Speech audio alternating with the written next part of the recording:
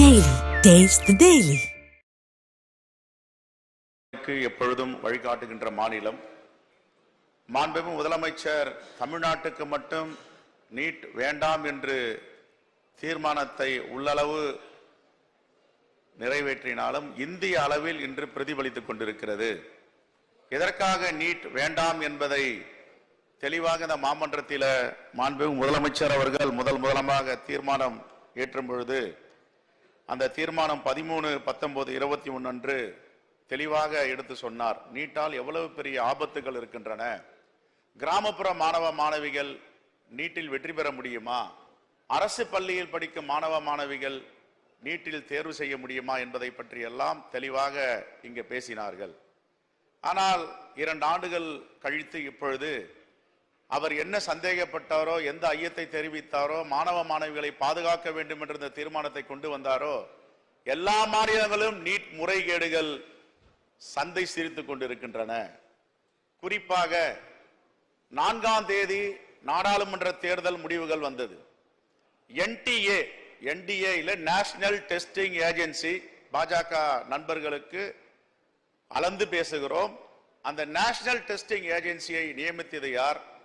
100 கோடி ரூபாய் அதற்கு நிதி ஒதுக்கியது யார்? பைஜு நிறுவனத்தோடு ஒப்பந்தம் போட்டது யார்? 3,50,000 கோடி வருடத்திற்கு வருமானம் வருகிறது, அதில் பங்குதாரர்கள் யார்? அனைத்தையும் சொன்னால் இந்த அவையிலே வருத்தப்படுவார்கள். மிகவும் பணிவோடு சொல்லுகிறோம், இந்த நீட் என்பது எவ்வளவு பெரிய ஊழல் நிறைந்த தேர்வு என்பதை நாம் 10 நாட்களாக பார்த்து கொண்டிருக்கிறோம். அந்த NTA நேஷனல் டெஸ்டிங் ஏஜென்சி என்பது 11ஆம் தேதி தேர்வு முடிவுகள் வெளிவரும் என்று அறிவித்திருந்தன.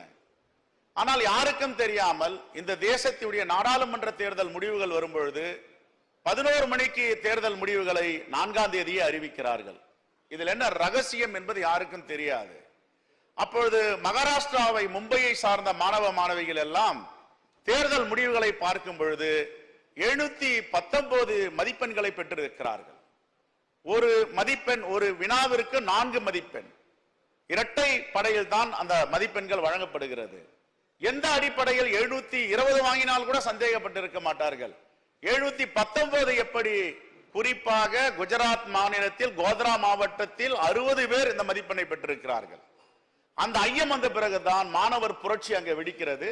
ஆயிரக்கணக்கான மாணவர்கள் அங்கே போராட்டத்தில் குதிக்கிறார்கள். மும்பையில அவர்கள் கேட்கிறார்கள், ஒரு கேள்வி தாளிற்கு விடைக்கு 4 மதிப்பெண் என்றால் 720 சரி, 716 சரி, ஆனால் எப்படி இது 719 வந்தது என்று கேட்கும் பொழுதுதான் ஆங்கில பத்திரிகைகள் எல்லாம் விமர்சனம் செய்தது NTA நேஷனல் டெஸ்டிங் ஏஜென்சியை.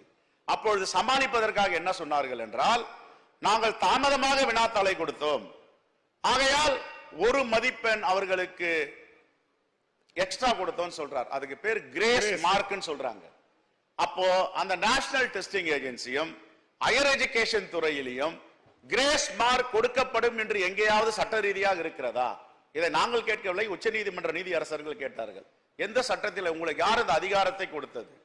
1 மதிப்பெண் வழங்குவதற்கு கூடுதலாக கிரேஸ் மார்க் என்று சொல்லுகிறீர்கள், இந்த அதிகாரத்தை கொடுத்தது யார்? எந்த சட்டத்தில் இருக்கிறது என்று நீதிமன்றத்துக்கு எடுத்து வாருங்கள் என்று சொன்னார்கள். இது சிறிய தவறு என்று சொன்னார்கள். உச்ச நீதிமன்றம் கூட்டு வைத்தது 1% தவறு நடந்தாலும் கூட தவறுதான், நீங்கள் மறுதேர்வை நடத்துங்கள் என்று சொன்னார்கள்.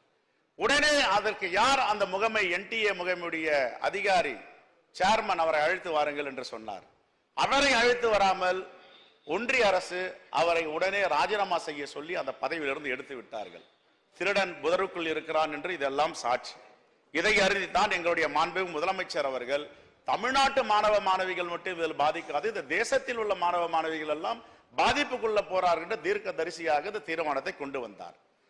ஆகையால் முடிவில் ஏறக்குறைய மறுதேர்வு 1563 பேருக்கு நடத்தினார்கள். 750 பேர் தேர்வு எழுத முடியவில்லை. என்ன காரணம் என்றால், இந்த நீட் தேர்வு மீது நம்பிக்கை இல்லாமல் தேர்வுக்கு வராமல் போய்விட்டார்கள். 2, மாண்புமிகு உறுப்பினர் நயினா நாகேந்திரன் சொன்னார், காங்கிரஸ் பேரியக்கம் தான் கொண்டு வந்தது என்று. அதை அவை குறிப்பிலிருந்து எடுக்க வேண்டும். நான் ஆதாரத்தோடு சொல்லுகிறேன்.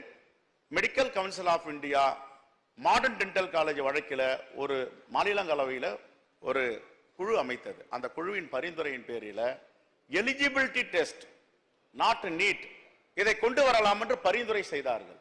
அப்பொழுது உச்சநீதிமன்றத்தில் சமூக ஆர்வலர்கள் தடை ஆணை வழங்கினார்கள். இது காங்கிரஸ் பேரியக்கம் திராவிட முன்னேற்ற கழகம் கூட்டணியா இருந்த நேரத்தில் 2014ஆம் ஆண்டு ஆட்சி பொறுப்பிலிருந்து நாங்கள் இறங்கி ஆட்சியை கொடுத்தோம். 2014ஆம் ஆண்டு ஜூன் மாதத்தில சங்கல்ப் என்ற இயக்கம், குஜராத்தை சார்ந்த சங்கல்ப் இயக்கம், RSS பின்னணியில் உள்ள சங்கல்ப் இயக்கம் மனுதாரராக உச்சநீதிமன்றத்தை நாடியது. அப்பொழுது ஒன்றிய அரசின் அமைச்சராக இருந்த அப்பொழுது நட்டா அவர்கள் ஒரு வாதி சங்கல்ப் இயக்கம் RSS, பிரதிவாதி ஒன்றிய அரசு, இரண்டு பேரும் சேர்ந்து இதை நடத்த வேண்டும் என்று சொன்னவுடன் நாங்கள் நடத்துகிறோம் என்று சொன்னார்கள். கொண்டு வந்தவர்கள் பாஜக ஆட்சி, பாரத பிரதமர் மோடி ஆட்சியில தான் இந்த நீட் என்பது வந்தது. காங்கிரஸ் பேரியக்கத்தில் இல்லை. அதை தயவு செய்து எடுங்கள், நான் ஆதாரத்தோடு சொல்லுகிறேன். ஏற்கனவே ஆர்டிகல் 200 ஆளுநருடைய உரிமை குறிப்பிட்ட பதில் இருக்கிறதுக்கும் சரியா இருக்கும். ரெண்டு இருக்கட்டும், நீங்க முடிங்க. சரி, ஆர்டிகல் 200 ஆளுநருடைய வரம் என்ன? ஆர்டிகல் 201 குடியரசுத் தலைவருக்கு என்ன பணிகள்? இதை பாபா சாஹிப் அம்பேத்கர் அரசியலமைப்பு சட்டம் தெளிவுபடுத்தியிருக்கிறார். மாநில உரிமையை பற்றியும் தெளிவாக சொல்லியிருக்கிறார். ஒன்றே ஒன்று நான் சொல்லி முடிக்கிறேன். Dental college, dental modern college versus union government of India தீர்ப்பில் 5 நீதி அரசர்கள், குறிப்பாக தமிழ்நாட்டை சார்ந்த நீதி அரசர் பானுமதி சொல்லியிருக்கிறார், மாநிலங்களுடைய உரிமையை எந்த காலத்திலும் நீர்த்து போகவில்லை. ஆங்கிலத்தில் சொல்லுகிறார், the states rights is not diluted. ஏனென்றால் பல்கலைக்கழகத்தை உருவாக்குவது மாநில அரசு, பல்கலைக்கழகத்தை கொண்டு வருவது மாநில அரசு. அந்த பல்கலைக்கழகங்களில் மருத்துவ மாணவர்களை சேர்க்கும் உரிமை மாநில அரசுக்கு இருக்கிறது என்பதை உச்சநீதிமன்ற 5 நீதி அரசர்கள் சொல்லியிருக்கிறார்கள். ஆகவே மாண்புமிகு முதலமைச்சர் வரலாற்று சிறப்புமிக்க இந்த தீர்மானத்தை முன்மொழிந்ததை காங்கிரஸ் பேரியக்கம் வழிமொழிகிறது. நன்றி, வணக்கம். மாண்புமிகு உறுப்பினர் பால் பராஜ் பாண்டியன். மாண்புமிகு பேரவைத்